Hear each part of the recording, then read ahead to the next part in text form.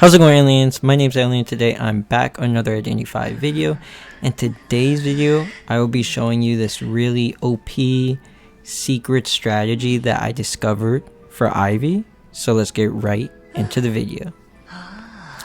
Okay, so I discovered this probably 2 or 3 weeks ago, but I kind of been keeping it hush-hush, haven't really told anyone about it until after IVT. And I also think it's good timing because she's getting nerfed tonight, and this strategy is pretty much unaffected by that nerf because that nerf kind of hurts her control playstyle.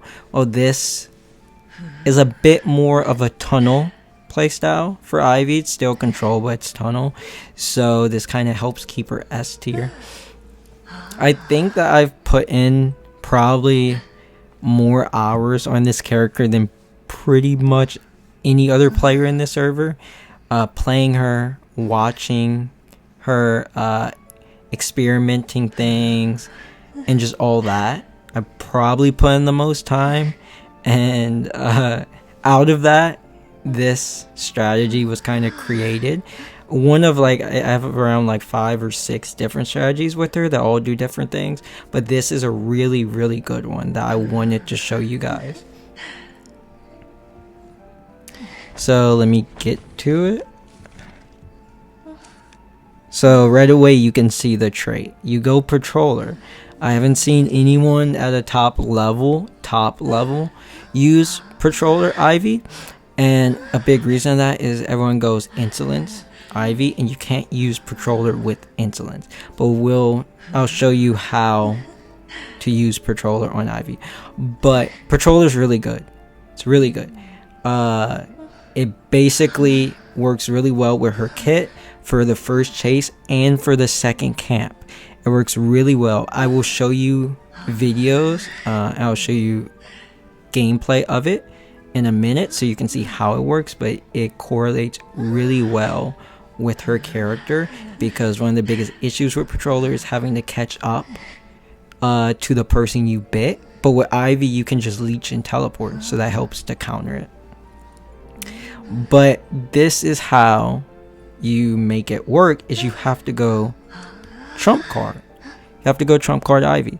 A lot of reason why hunters don't like playing trump card Ivy is because she can get rebound kited if you don't have insolence to secure that down.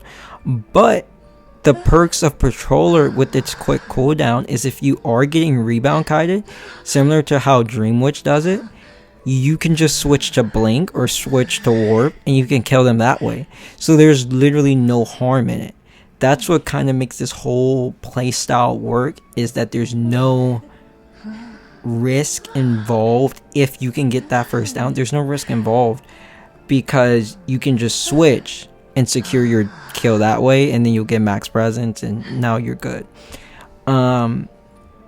This is the build I like to go. I've tested out a lot of builds, a lot of different things with Ivy. I will be making a Hunter Academy on Ivy. It won't be about this. It'll be about a more standard Ivy build, Ivy guide to help you guys out. But this is the one that I discovered works best for patroller. Winter Order is really good. Impulsive's good. You always need one berserker for Ivy. And nostalgic you don't need with trump card, but you can go it if you want. But quenching works really well too. If there's really one survivor you're trying to seek out, then quenching helps. So the really OP thing about this, and you're about to see, is if you think about the biggest Ivy counters, you probably think of similar to Dream Witch counters, which is barmaid, doctor, healers. Yeah, this destroys them. This completely counters them. So if a survivor team wants to go barmaid against you, you use patroller, there's really nothing she can do. The things that do counter this is Seer. Seer heavily counters it because he can just give an owl to the person with the patroller. Dancer kind of counters it. Psychologist counters it because she takes 3 hits, so even once you get the 2 hits, it's not enough. And Prospector counters it because he can cancel your Patroller. There's a few others, but not countered by too many. It works really well and actually helps against her counters. Now let me get into the gameplay and let me kind of show you. I'll show 2 different gameplays, but let's start with this one so that I can show you how it works in real time. So right here I have this spawn.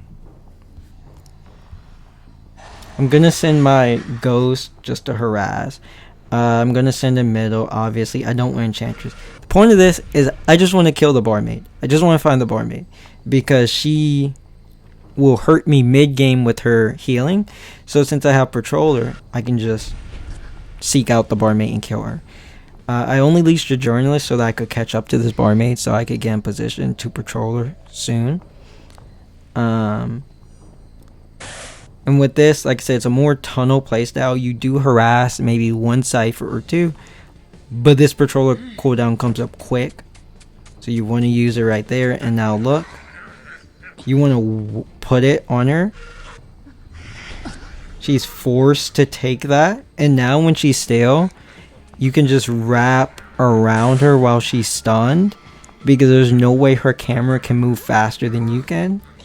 When she hits 60, you hit.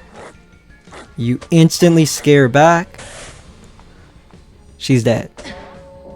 Counters barmaid. You can do that against most survivors, but it's really cool because that's barmaid and she just died instantly. The point is you want 60 or more on the survivor. You don't want 100. You want 60 or 99 on the survivor when you hit. If you do that, then you can instantly pull them back to kill them.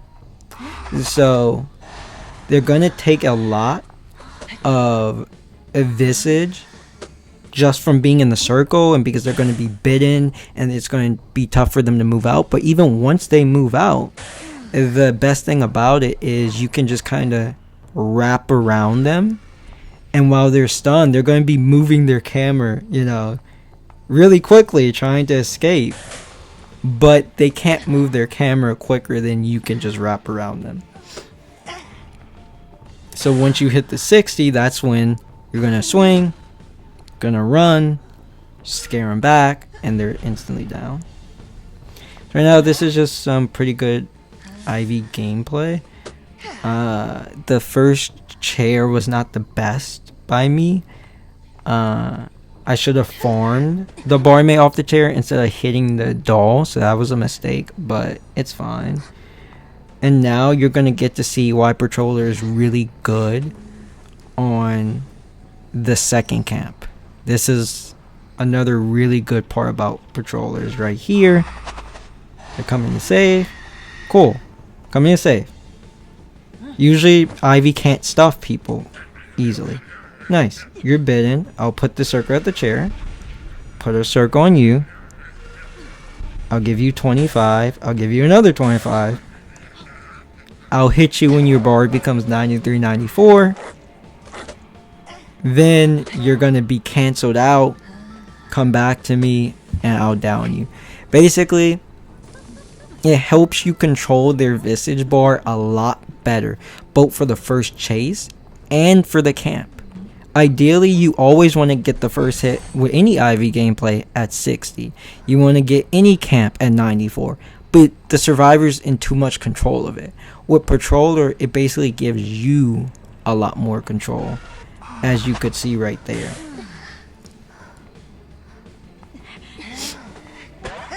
And it's tough. It's just like for Enchantress, there's not much she can do. Patroller also, Flywheel does counter this a bit, but the Patroller comes up so quick. Flywheel's not really a factor on the first chase. Like if you're using Patroller when it comes up, it's not really going to be a factor. So that's what's really good about it as well.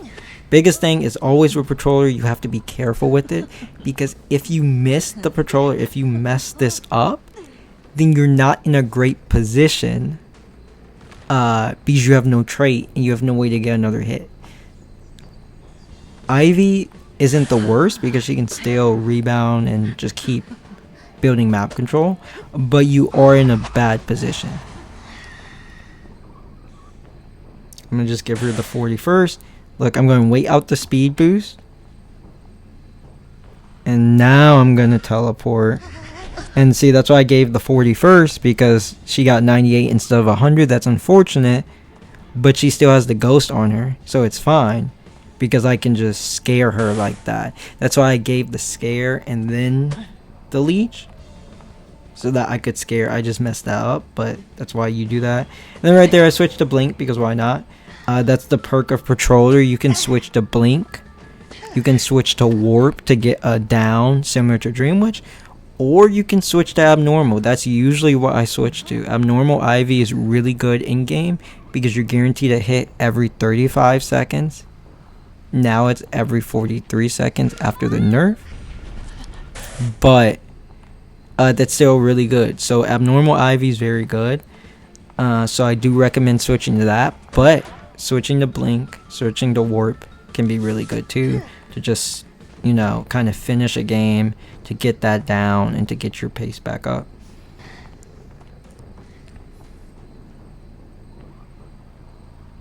So right here, I'm just going to wait. If you see in the top left that cooldown, I'm just going to wait for my max presence to come back so I can instantly down the journalist. I'm not going too in depth about my process of playing Ivy herself, because I'll have a guide on that you guys can watch. It'll probably come out this weekend, where I'm going over the more intricacies of Ivy, what counters her, all that type of stuff. The same thing I did with Dream Witch, the same thing I did with Naiad. I'll do that. I do think I'm one of the better, if not the best Ivy in the server currently. I think I've proven that, and with the amount of time, the amount of success I have with the character. But this playstyle is really good, and my guide, I'll show the main, more standard playstyle for her, which is also very good. But I just like showing the variety in her because she's such a strong hunter, she's such a cool hunter, and there's so many different things you can do with her. So right here, I'm just going to seek out the Barmaid again.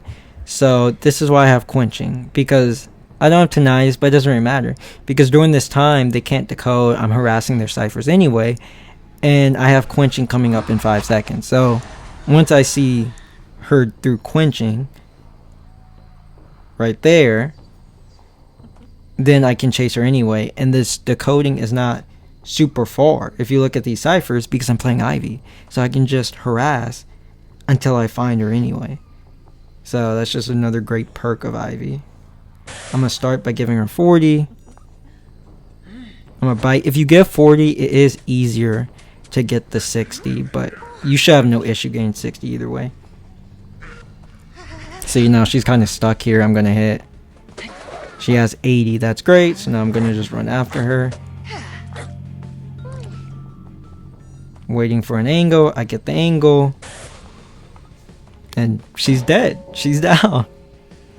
She's down. So that's how it works, and it's tough to counter.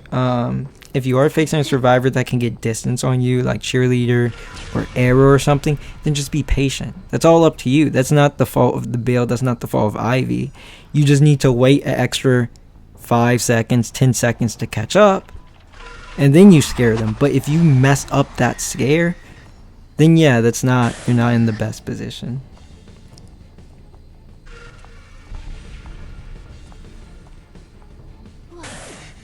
Yeah, and that's a really good double hit strategy that I'll probably show in my guide. For Ivy, you saw what I did. I scared him out of the rescue at about 60, 62, 63. Because then I can immediately swing that he's at 90. And it's guaranteed to double hit the rescuer. So that's just a really good strategy for Ivy. that I'll show more of. But yeah, right there it worked. I just kind of got greedy. I wanted him to save after half. So instead of just swinging at him, which could have been a Terror Shock or at least a double hit, I kind of got greedy for the after half save. So I just tried to scare him with the charge attack. But it didn't work. But it's okay because I'm just going to keep my Ghost on the Merc this whole time. So basically, if he ever goes by a Cypher, I'm going to leech that Cypher. So now he can't deco. Leech the Prospector. Here's really good for them is the Tor Merchant here. The Tor Merchant is not there. This Prospector is getting stuffed. There's nothing he can do. He's getting stuffed. And so they didn't realize. I'm going to swing. I saw the Magnet come in, so I want to cancel my recovery and get the free on the Prospector. They didn't realize they were going to get stuffed, but it's actually good they double rescued, or else the Prospector would have got stuffed. And I can just easily max presence the Barmaid. And just look, I mean, the game's over. There's nothing they can do. Came for the double rescue. But I'm still going to take the hits where I can. Because with Ivy, you're never going to leave. So there's no fault in taking hits. If you ever have free hits, just take them. Because you're always going to be able to max presence the survivor you want to down and kill them anyway. So there's really no harm in it. These games were kind of too one-sided that I wasn't able to show how good Abnormal can be. I do think I Abnormal in this game, but it's not like a super impactful Abnormal. But just trust me, in closer games, that Abnormal can be very, very impactful. So here I leech the Merc. I see his number going up. He doesn't want to leave the circle. You don't want to leave the circle. I'm watching your bar. Okay. I'm going to down you. I'm going to keep my leech. I'm going to have normal just to make sure they can't do any ciphers. I'm going to transport my leech to the Prospector already so I can instantly leech his cipher. But yeah, you don't want to leave the circle. Cool. I'll take the free down. And now you can't decode that cipher, and my leech will keep watching the Prospector. That's just a very important tip for Ivy, is having that control over your main body and your leech, being able to do both at once. It's something that is really good to practice. Right here, I'll probably leech the Merc so that I can just kind of see where the Tor Merchant is. So I have no idea where she is. Or I could just wait for the Prospector, since I don't have tinnitus. Yeah, I think that's what I'm going to do. I'm going to wait. Right here, I'm actually, if you saw, I was kind of far back from the Prospector because I didn't want to give him the fear radius. I was too close, but that was the goal. And see right here, I'm just watching the Tor Merchant through his eyes. I knew she had flywheel, so I'm just going to charge attack. Pay out the flywheel. Yeah, now she's down. Leech the Tor Merchant so that I can see the Prospector. And now I just have to get close enough to the Prospector so I can put my leech on him. And then I could just share the Tor Merchant, why not? Because my leech will be on the Prospector anyway. So whenever his cooldown comes up, I'll kill him. But yeah, right now, just leech the cheer the Tor Merchant, and I'll just watch this Prospector.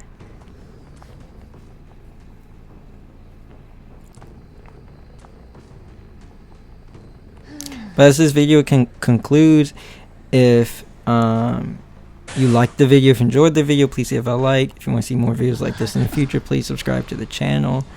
The Ivy guide should be coming this weekend, along with other new content that I'm putting out in streams, hopefully this week. But that will be all for this video.